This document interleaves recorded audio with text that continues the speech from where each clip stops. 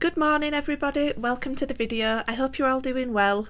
So today I have a video about Viktor Orban and Hungary, which is rare for me because I usually only make videos about Britain. But let's break the rules for once.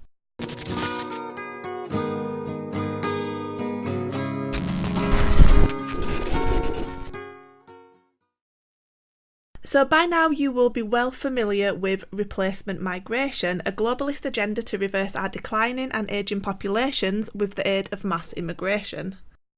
As the United Nations suggest, United Nations projections indicate that over the next 50 years, the populations of virtually all countries of Europe, as well as Japan, will face population decline and population ageing.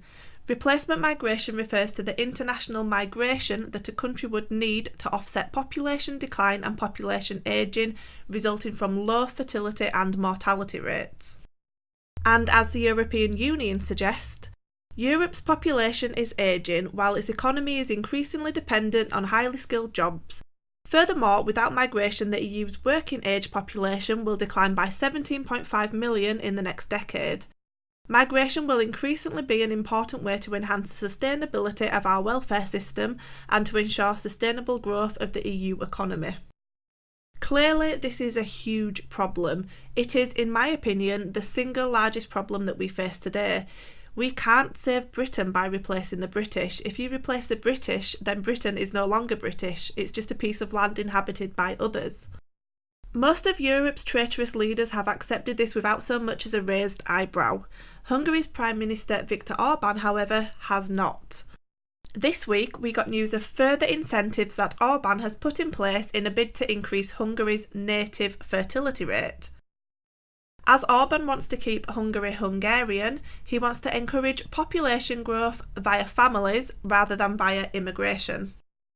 Back in August 2017, I wrote an article where I detailed Orban's plans. To summarise, in June 2017, Orban said, "There are two distinct views in Europe today to consider. One of these is held by those who want to address Europe's demographic problems through immigration, and there is another view, held by Central Europe and within it, Hungary. Our view is that we must solve our demographic problems by relying on our own resources and mobilising our own reserves, and let us acknowledge it by renewing ourselves spiritually." The following month he added, "The question of the upcoming decades is whether Europe will continue to belong to Europeans, whether Hungary will remain the country of Hungarians, whether Germany will remain the country of Germans, whether France will remain the country of the French, and whether Italy will remain the country of Italians." In a nutshell, Hungary needs to increase her fertility rate from approximately 1.5 to 2.1.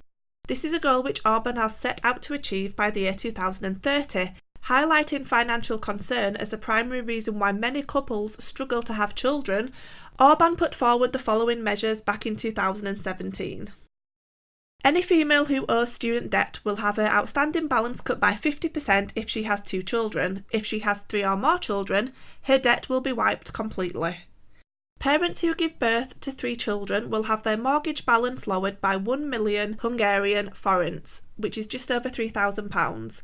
Any additional child after the third will result in a further mortgage deduction of 1 million Hungarian forints. Parents with at least 2 children will receive new tax benefits. The Hungarian government will build and fund new nurseries and daycare programmes. The Hungarian government will establish a research institute and will study demographics and look at ways to organically increase the country's population.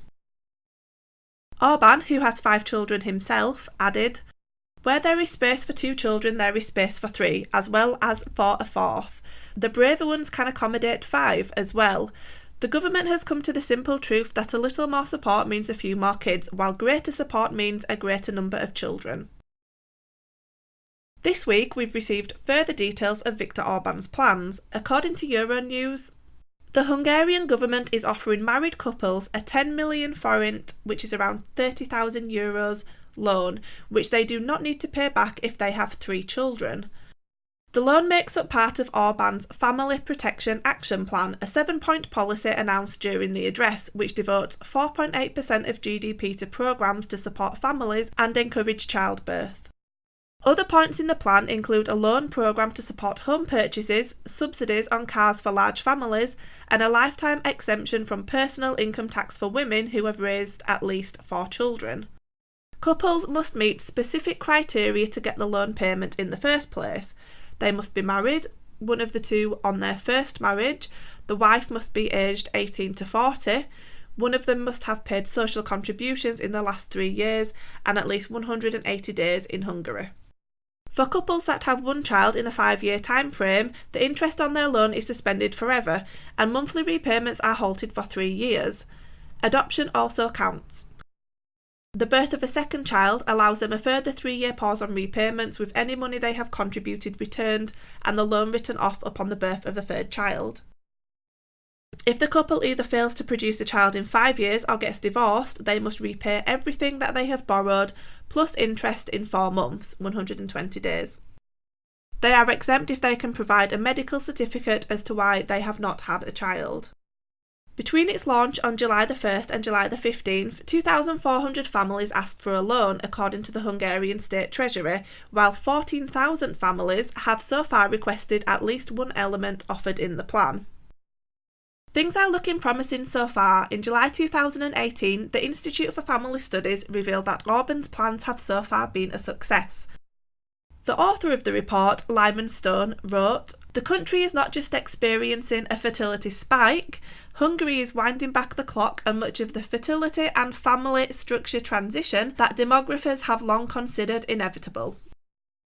The report goes on to suggest that the rise in native births is down to a number of policy changes which together have made it easier and more appealing for young Hungarian families to have children.